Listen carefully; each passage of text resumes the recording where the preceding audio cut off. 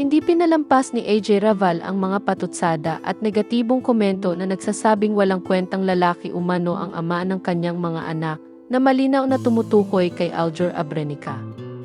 Sa halip na manahimik, pinili ni AJ na ipakita ang kanyang panig sa pamamagitan ng pagiging totoo sa kanyang sitwasyon bilang isang ina at sa araw-araw na responsibilidad na kanyang ginagampanan. Kamakailan ay nag-post si AJ sa kanyang social media ng isang mensahe na mabilis na umani ng atensyon mula sa netizens.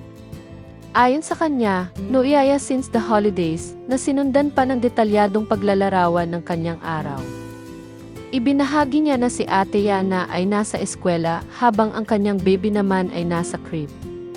Upang magawa ang lahat ng gawain sa bahay, inilipat niya ang mga bata sa kusina upang mabantayan ang mga ito habang siya ay naglilinis, nagluluto, naglalaba at gumagawa ng iba pang gawaing bahay.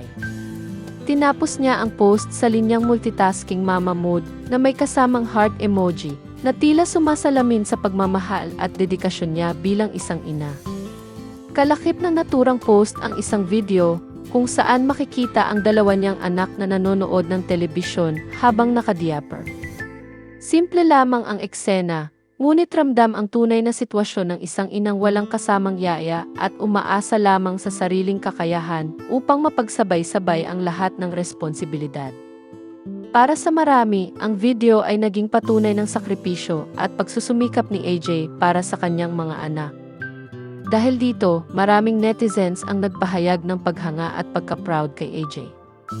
Ayon sa ilan, hindi biro ang maging hands-on mom, lalo na kung walang katuwang sa araw-araw.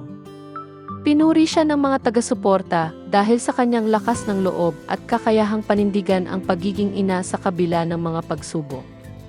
Gayunpaman, may ilan ding hindi na iwasang manghinayang.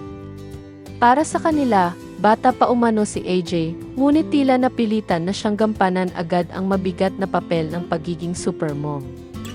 Sa kabila ng magkakaibang opinyon, nananatiling malinaw na ang prioridad ni AJ ay ang kapakanan ng kanyang mga anak at handa siyang ipakita sa publiko ang katotohanan ng kanyang buhay. Hindi perpekto, ngunit puno ng pagmamahal at pagsisikap.